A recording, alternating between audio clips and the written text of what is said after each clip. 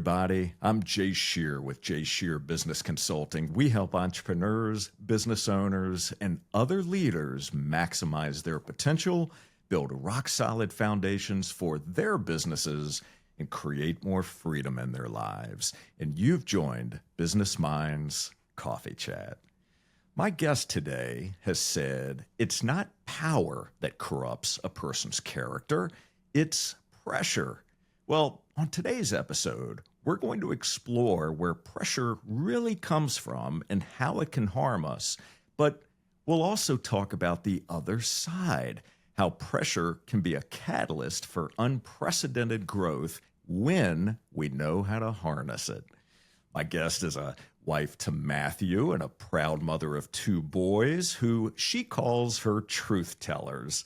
After coming to America from India and graduating from Smith College, she began a 14-year career at Microsoft, where she went from software developer and managing teams to leading the company's executive development and succession planning efforts, advising both Bill Gates and Steve Ballmer directly.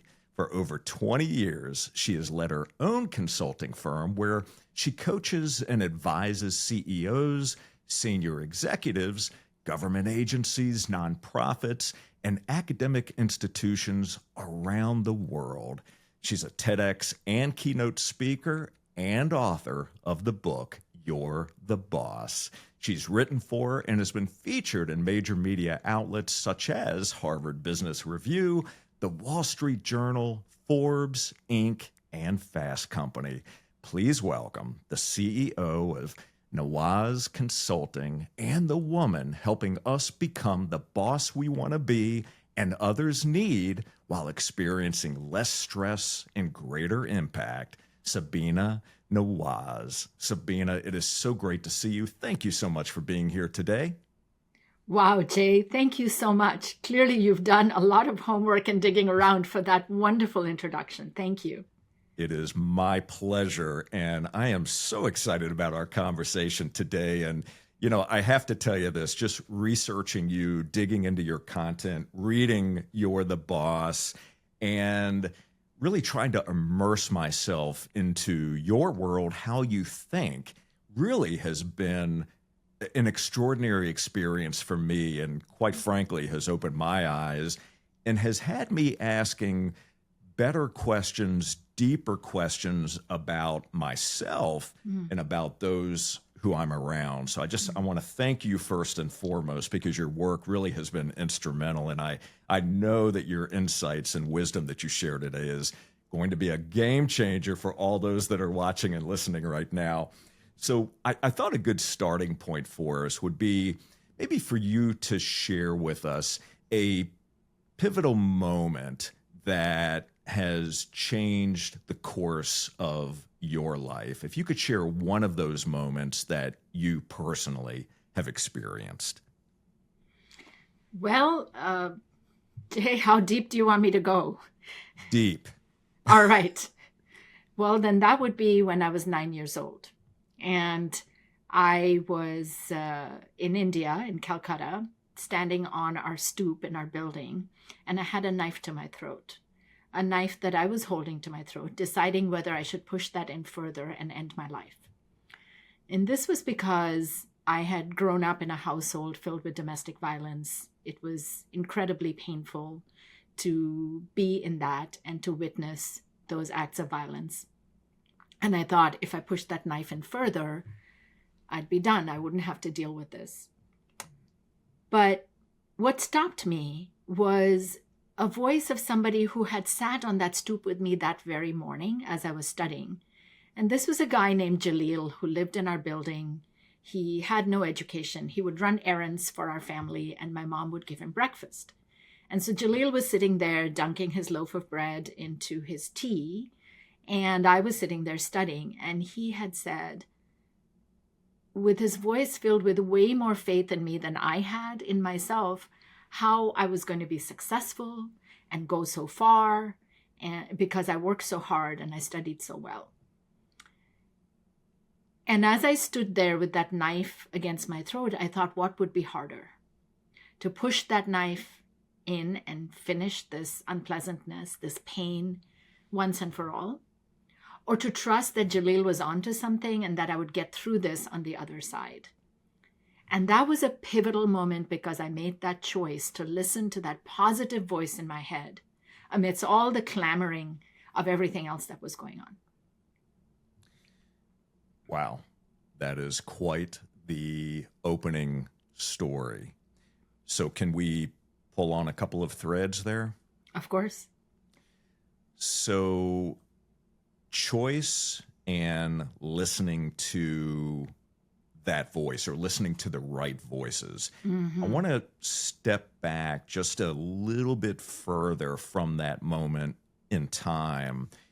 What had you believed about yourself leading up to that particular point, sitting outside with that knife against your throat? What was your belief system specifically around what you were telling yourself?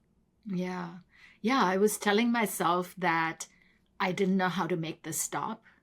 I didn't know how to help my mom. I was telling myself there was no way out of this, that this was a helpless, hopeless situation. I was telling myself how much I hated every single day waiting for my dad to come back home and not knowing what mood he was going to be in. Because there were some days he was in a great mood and we had a great time, but other days where it was a storm cloud waiting to erupt. So yeah, those were some of the things, the narratives that were going on in my head. So you made a choice in that moment, which thank goodness you made the choice that you Yes. did.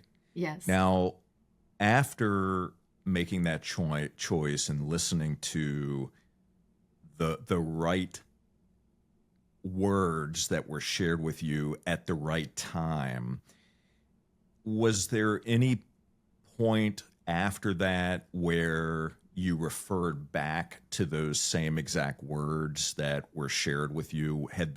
Was that something that just resonated and stayed with you through difficult periods throughout your life? Absolutely. Yes. Jaleel's voice is still in my head. And in fact, today I'm going to be doing a big book event, and I wish that he was here so he could see how his predictions have come true for me. That I am far, far away from that stoop, and I have achieved things that I never dreamed would have been possible for me to do in my life when I was 9 years old. So absolutely, I listen to his voice often, but I've also made it a practice to channel all of those positive voices. My husband and other people who've expressed so much faith in me, and those moments, which we all have no matter how successful we are, those moments where we start to question ourselves, where doubt creeps in, where diffidence rears its head again. I learned I tap into those voices, to channel those voices and have them hold me for a while, because I have taken leave of my groundedness, if you will.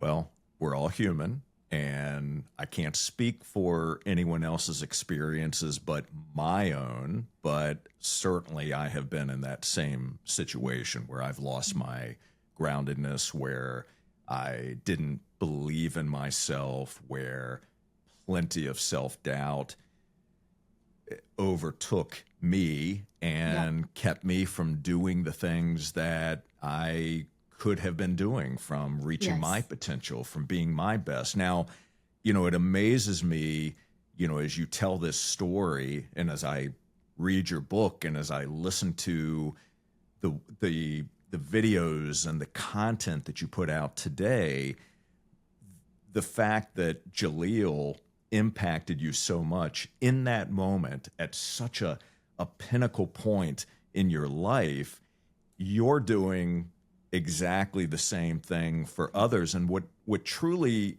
is remarkable to me through conversations like this, you just never know the impact that your words are going to have on someone.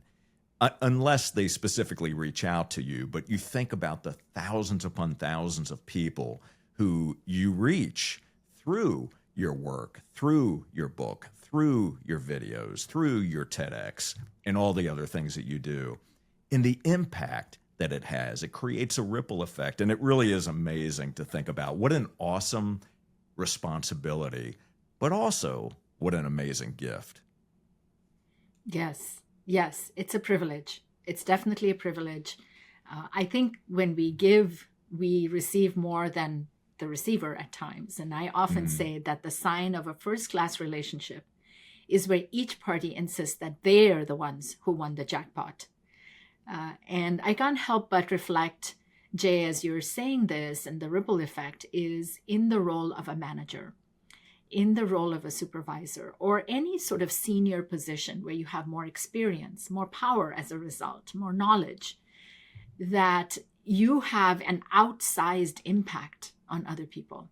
So it becomes even more imperative for us to be mindful, particularly when we're under pressure, which is likely to corrupt our actions, of how we're showing up to other people. So you tell some very impactful stories in your book that really help us understand more about you and accepting the fact that, you know, there were some valuable lessons that you've learned along the way to the person who you are today. And we're going to talk about that. But before we do that, I feel compelled to ask you a little more about your father. So first, is your father still living? No, neither of my parents is. Neither of your parents are. Did you reach a point where you had forgiveness in your heart for what you experienced through what your father had yeah, done? No doubt. Absolutely. Okay. I feel quite complete. I wish that there had been more of a resolution when he was alive. He died quite young. He was younger than I am now when he died. So I didn't have that resolution in his lifetime, but I've definitely written many letters to him in my head since then. And yeah, you know, recognizing he was human too. And I'm so curious, and I'll never know the answer to this. What were the pressures on him? How did he grow up? What happened that caused him to act the way he did? I'd like you to share something with our audience, if you don't mind staying a bit more personal here for just a moment. And this is really just from your own experience and advice that you would share with others who are listening right now, who have had a devastating experience with whether it's a family member, a spouse, a leader, just something that has been a very, very difficult thing to deal with. What advice would you share with them in terms of the process of letting go and why that's so important for your own self-care? The biggest thing I would say is just completely feel your feelings. Completely feel them. If you start with the objective of letting go, you will not succeed. Because you will try to pop out of the feelings that you have too quickly, and they'll keep coming back. As that beautiful saying, I forget who said it, that the body knows and the mind will follow. That we will feel that trauma, that pain, that unresolved issue in our bodies. It will manifest itself through stress and sometimes worse. So feel your feelings. And I think as a society, it is actually really hard for us to sustain any kind of feeling. Even joy, Brene Brown calls that foreboding joy. Like, ooh, what's going to go wrong next? I better not say I'm going to jinx it, right? That's the joy. Or grief, where we put it on a timeline. Oh, it's been a year. You must be over this by now. Or we minimize anger, right? They're not that. They didn't mean that. and we reassure fear. Oh, he's in a better place, or things will work out for a reason. All of these, we have all these trappings in our society to tamp down our emotions. And when we tamp down those emotions, they don't go away. They just remain there bubbling in a much more unhealthy fashion. So the best way to arrive at letting go and arrive at a sense of peace and groundedness is to fully feel those feelings. The only way out of it is through it. That's so powerful. And I know that many of us have probably heard that phrase time and time again, but it's the deeper meaning behind it that makes all the difference in the world. And thank you for taking a moment to share that. I think from your words to our ears, and then to put that into practice, I think will certainly be beneficial for many of us. And I don't, Jay, I want to say, I don't say this lightly about feeling your feelings. It is miserable at times to feel those feelings. The problem is that it doesn't work out very well for you if you're not willing to go through it. So you can be miserable for a short period of time, or you can be miserable forever. Absolutely. And I will just add this for all of you that are watching and listening right now, and you've heard me say this before, that I am a big advocate for therapy. So you don't have to necessarily go through this alone. If you need help with processing feelings and feeling those feelings the right way, there are plenty of very qualified people who can work and help you through that. Yeah. So you come to the United States just over 20 years ago. You go to Smith College, you graduate from college, and I would love it if you would share, just for those who think about, they may look at you today and they may hear about all the accolades and see all the wonderful, incredible things that you've done, and they may think to themselves, well, you just had it all figured out, right? It just came easy for you, right? And that's not the case at all. So just share with us very briefly, after you graduate from college, you're applying for Microsoft. Walk us through that experience with it, because you never gave up. Well, and just to be clear, it wasn't just over 20 years ago. It was well over 30 years ago. Of course, I came as a baby, Of course. But so graduating from college as a foreign student, I applied for, I knew that it would take a while to get the right position. So I applied for 180 jobs. And out of the 180, Microsoft was the very first one to call, the very first one to interview me, and the very first one to offer me the position. So that part, I was lucky. I actually, believe it or not, in those days, Microsoft only had 6,000 employees, and I didn't know anything about the company. I looked up whatever I could. I mean, we didn't have information at our fingertips as much then as we do now, and learned about William H. Gates III. And I thought, well, they're going to fly me to Seattle for free. I've never been to Seattle. I'm going to go on a boondoggle. And by the time I was on my third interview, they had 8 people interview me. By the time I was on the third interview, I was in love with the place. So thankfully, I got the offer and I accepted it. But it was a struggle. It was a struggle not knowing whether I would get a job here. It was, and then when I got here, my first job, I just sucked at it. I was almost fired.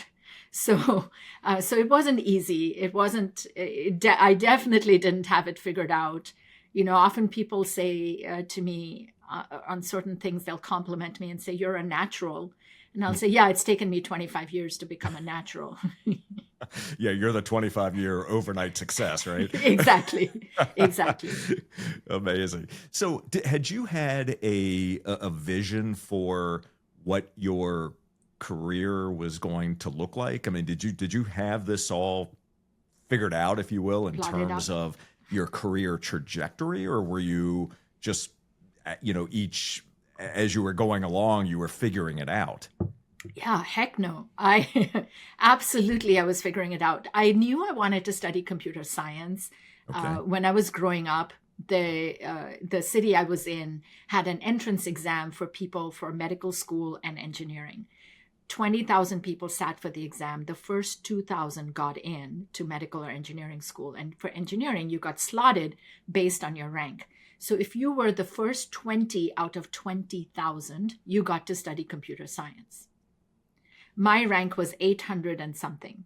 So I was slotted into architecture. That's where it fell in the pecking order. Okay. And I really wanted to study computer science. It was a new thing. Computers were a new thing. I could smell the air conditioning every time the computer science students would walk in with their stack of programming cards into their lab. I really wanted to study that. And so that was sort of kind of the only plan I had at that point. Okay. Interesting. So you mentioned that, your first foray there, right? You suck at the job, right? And so that experience of going from where you were to where you ultimately ended up with Microsoft before you left the company, that transition, you're there for 14 years. Mm-hmm. What would you say were maybe 2 or 3 of the most valuable lessons that you learned about yourself throughout that 14-year tenure? I mean, there were a lot of things you learned about leadership, about management, about advising and so forth. I want to hear what you learned about you. Well, I'll share 2 things. Okay. One is the difference between being and becoming. So I did have career ambitions to keep getting promoted, getting more senior, and become a corporate vice president in the company. Not many women who went before me. There were some, but not many. And I went on sabbatical where uncharacteristically I was doing nothing. As in, I traveled for 2 weeks. I started a nonprofit theater company, but then I did nothing else. And as you know, when we sit around, all these thoughts start coming with great clarity. And I had this mic drop of a thought that it was no longer a matter of if but when that I would become a corporate vice president. It was probably still 5 years out. But as soon as I realized that, I went, I know the formula. It's kind of boring to chase that for the next 5 years. I don't have to become the next thing. I can just be who I am. And then I thought, what do I do with myself now? Because that had been my goal. That's what everything that I was working towards. And so I started thinking about, well, what do I do well? People have told me I manage well. So then I decided to talk to the people who were running management and executive development in the company and landed a job there. But that was through this very anticlimactic moment of you can have these goals, but are those really the goals you want? Are those the shoulds in your life? Or are those the things that you really, really would like to achieve? And this whole sort of status and power and becoming. And I mean, don't get me wrong. I reached pretty senior levels in the company. I was an executive when I left, but I didn't need to chase something just for the sake of chasing that title.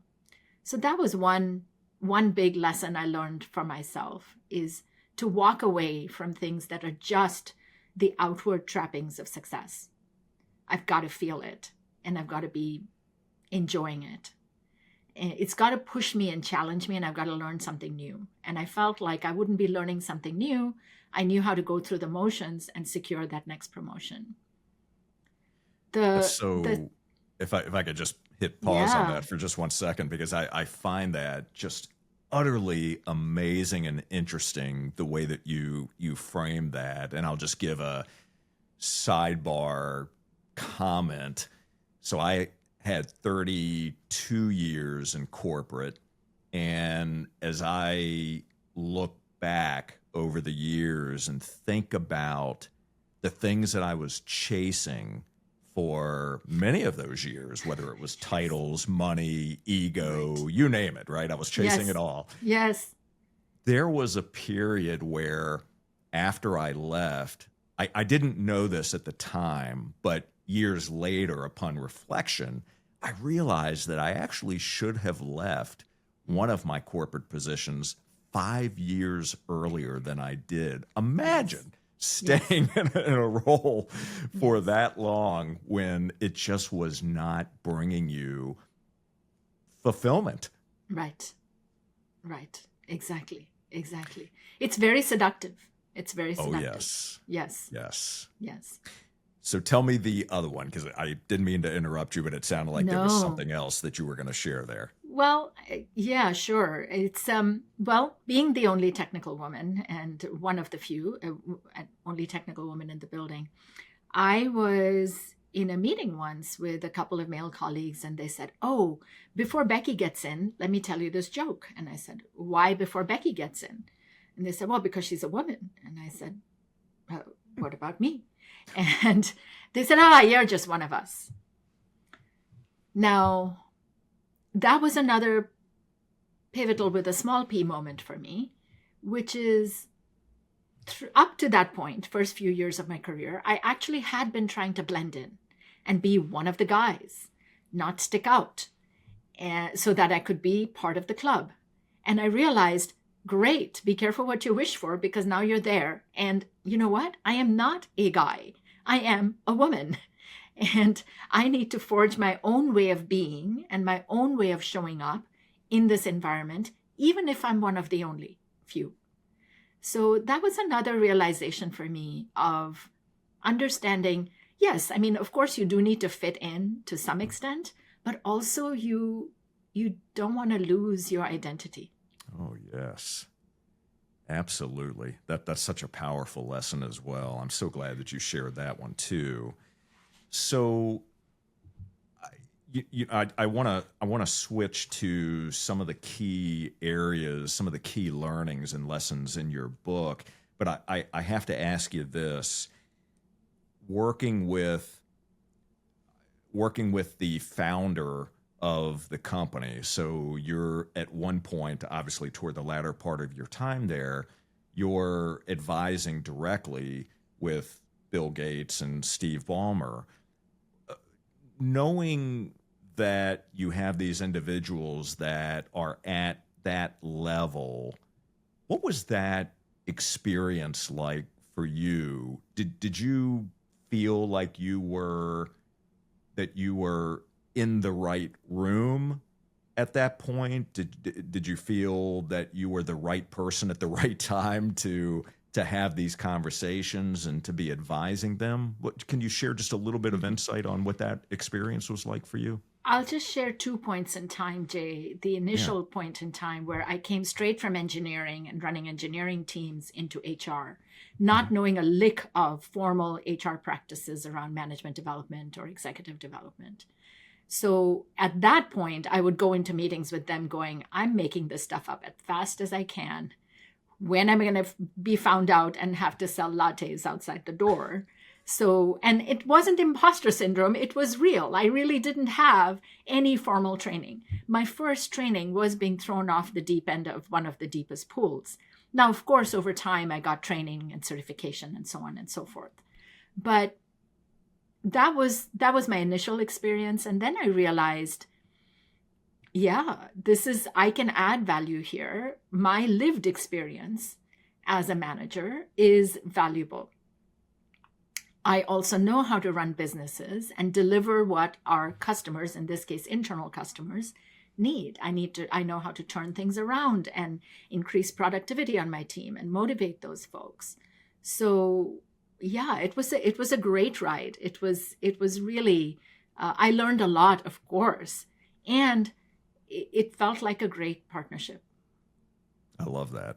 And I love the fact that you mentioned that you found a way to add value, right, through lived experience, through the things that you were capable of doing. And I think often we have a tendency to not realize how far we've actually come, right? The progress that we've made, because often we're very focused on what's in front of us, how, whether we're goal oriented, how much further I have to go, how much more I have to learn.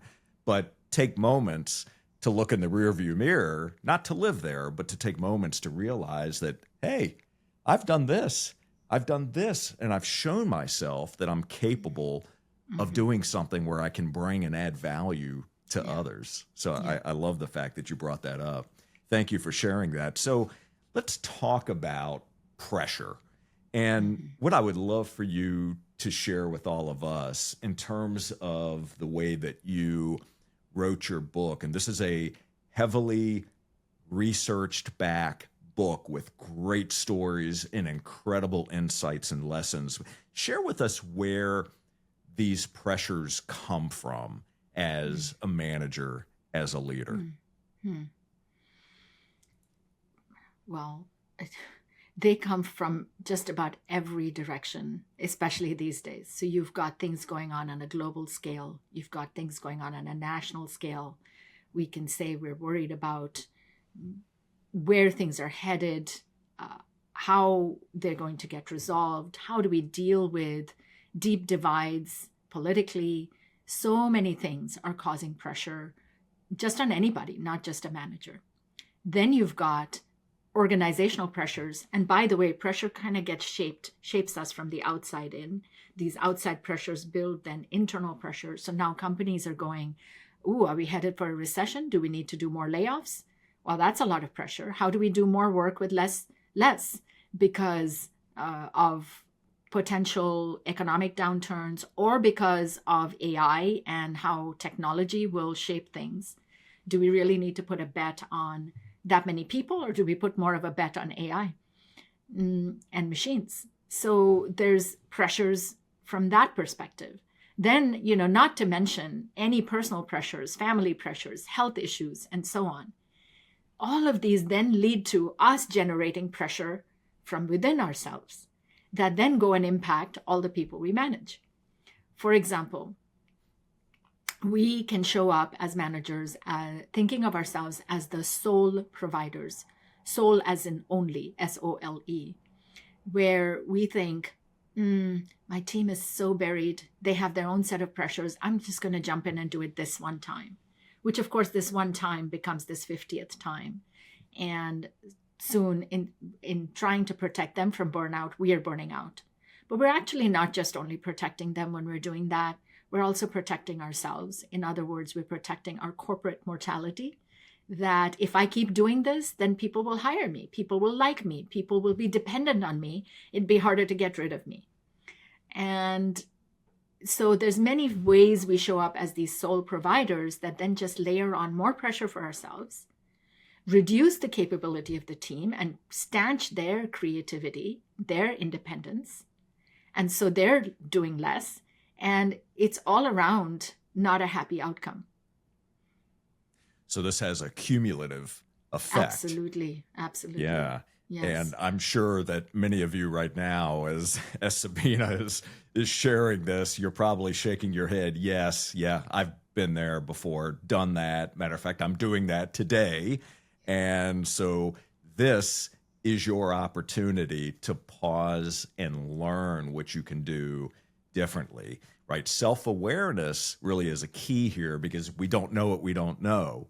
And I can tell you, I said at the very beginning of this episode, as I'm reading this book and as I'm listening to Sabina and consuming her content, it's really forcing me to look into a mirror and ask myself those deeper, harder questions, right? Because I'm growing as a leader. I'm growing as a coach, as a human being. And that's what I love about the work that you are sharing with all of us. So we've talked about where those pressures come from, right? They come at us from multiple angles. It comes from outside in, but then we create the pressure as well from the inside out, right? And how that can harm us and corrupt us.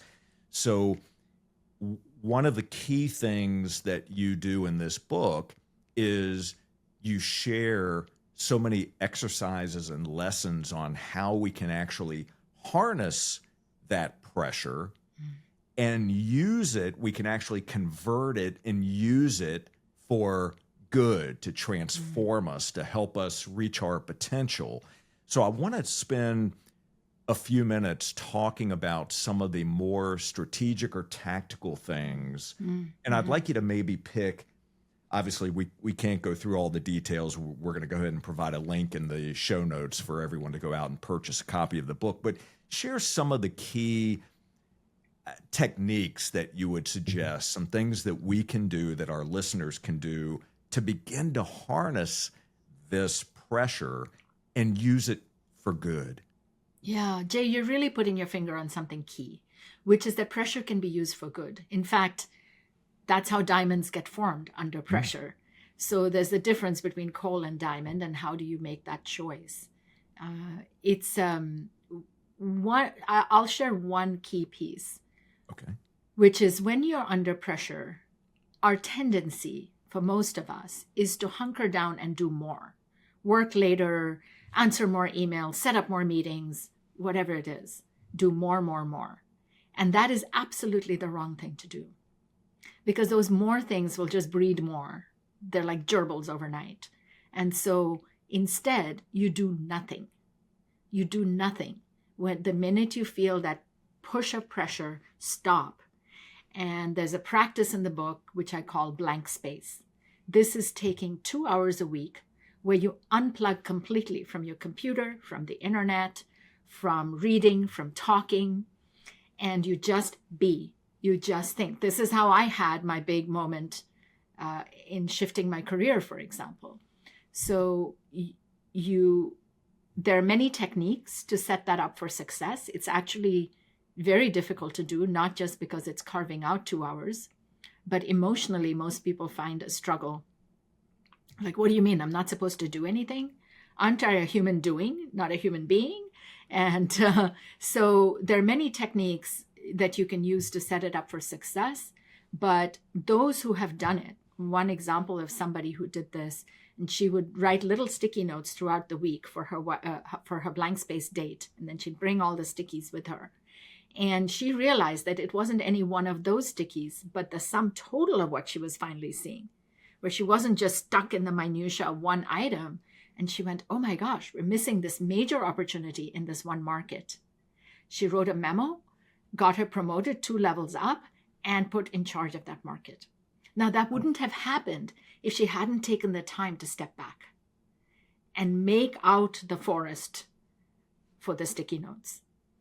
So that's an example of where, under pressure, she unplugged and then turned that into a diamond. Now, I'm wondering how many of you right now who are watching and listening to this are asking themselves, how can I possibly do this? Yeah. Right? Because one of the things that I love about what you're sharing with us, Sabina, and what you share often throughout this book, is that it's counterintuitive to what we would normally think, right? So if we're in the thick of it and, we're overwhelmed and the pressure's coming, we think that if we just keep going, that if we keep putting in the time, the effort, the work, doing the work, that it's going to resolve itself. And that, maybe there are instances where that does happen, right? But I love your advice, and I can see where, because I've done it myself, I understand where it can lead to that clarity, where you can really be thoughtful about what you're going to do next. And sometimes the best ideas come in those quiet moments. Yes. So I love that one. So I'm going to ask you to share another one with us, because I want people to be sparked with something that they themselves can take away and apply immediately. And this first one that you shared with us is one that I would encourage everyone to do. Find a way to do it and start small, but take that action. So, Sabina, what is one more that we can apply? Well, another one would be to shut up. So, what do you mean? Maybe you're seeing this is I'm a bit of a minimalist. So, do nothing and now say nothing. Next will come see nothing. No, not that one. But so the shut up muscle exercise is basically to say, especially the more experience, the more power you have in a room, people are going to defer to you. Nobody's going to disagree with you. Nobody's going to give you newer ideas. And pretty soon you're off on the wrong path and it's too late before you find that out. And you're the one with the most to-do items on your list. So one thing to do would be to not be the first one to speak in a meeting. You could be the third or the fourth and see what else comes up. Now, somebody I worked with did this and it seemingly backfired in the first couple of meetings because everyone went, what's wrong with him? Why isn't he speaking? He usually takes up all the oxygen in the room. So what's wrong today? Ooh, he mustn't like us today. We must have screwed up. Oh, are we about to get fired? All this stuff started happening. So he had to learn to make it explicit. Hey, I'm working on my own communication. I want to make sure everybody's voice is heard. You're going to hear from me, but much later.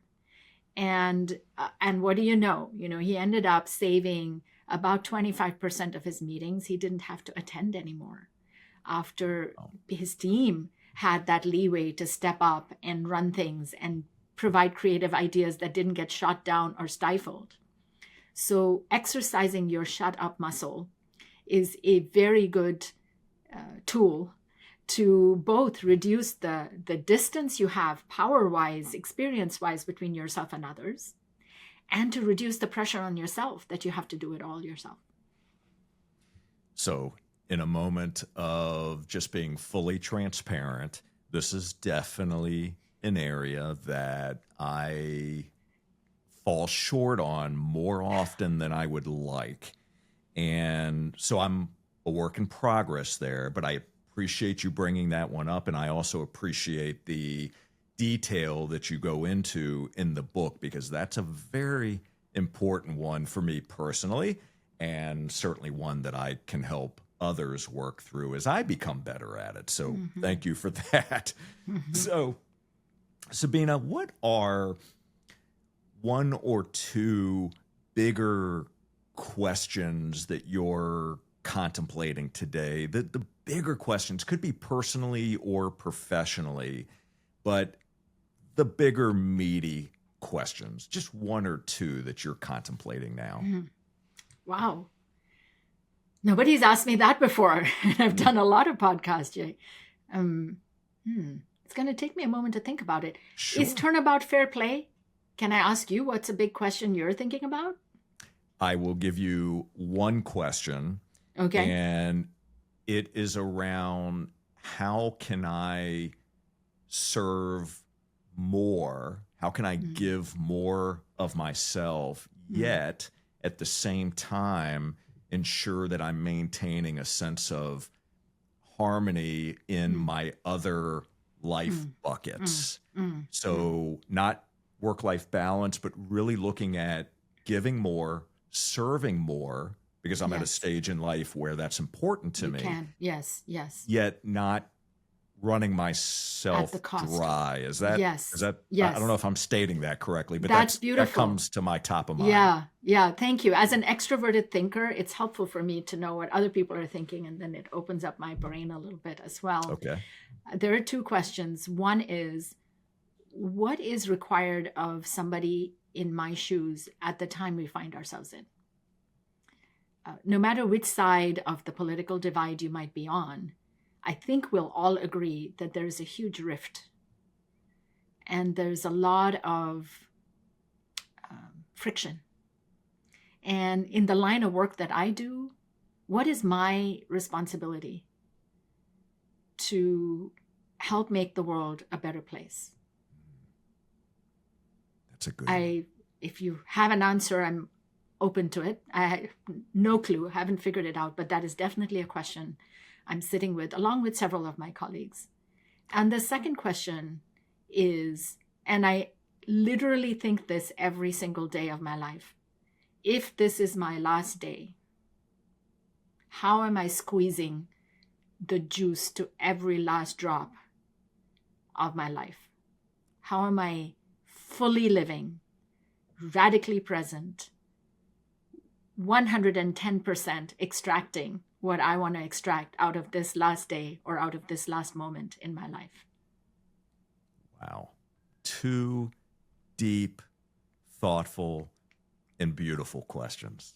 If it's okay with you, I'm going to borrow those 2 Absolutely. for myself and contemplate on those. I love those questions. So if you had the opportunity to give one last talk, what would you want to impart on the world? One last talk. Wow, you ask tough questions, Jay.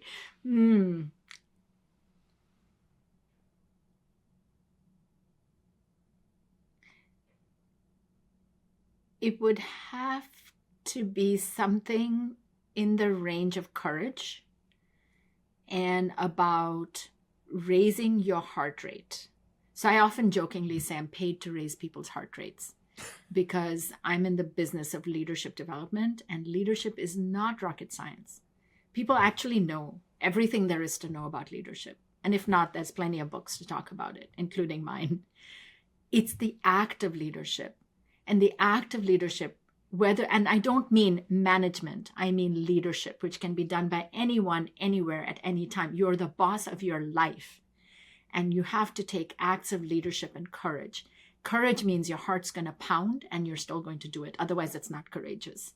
So my last lecture would be something about how to make your heart pound. That's so good. Excellent. Thank you for sharing that. And Sabina, as we are wrapping up our conversation today, I would love it if you would give all of us, including me, a challenge. What is one thing that you would challenge us to do starting in this very moment? I got it. I've got one. This time you haven't stumped me right away. My challenge to you goes back to good old physics, which was one of my 2 favorite subjects in high school. Isaac Newton. Every action has a reaction. Every one of your actions has a reaction. Do you know what that reaction is? And if you cannot believe what people are telling you, how will you find out? That's my challenge to you.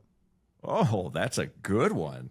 Fantastic. Well, thank you for sharing that as well. And Sabina, I want you to know how much I appreciate you, how much I appreciate you bringing your knowledge and your wisdom and allowing this conversation to go in a multitude of different directions. I truly am grateful, and thank you so much. Jay, thank you very much. I've just so tremendously enjoyed this conversation. And for the listeners and watchers, you may not know this, but Jay asked me a question in the green room.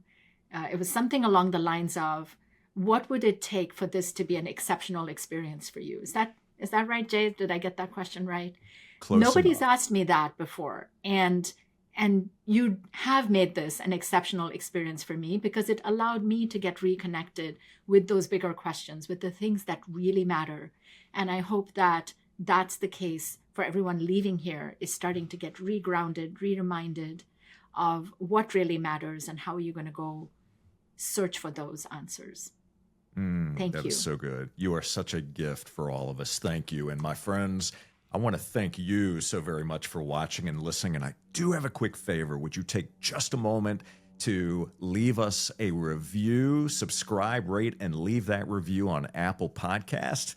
That helps us expand our reach and attract amazing guests just like Sabina. And to listen to more episodes, all you need to do is visit jscherbusinessconsulting.com, click that podcast button. And my friends, until next time, keep learning, keep growing. Make sure you run out and pick up a copy of You're the Boss. Read it and apply the lessons you learn. And we'll see you on the next Business Minds Coffee Chat. Take care, everybody.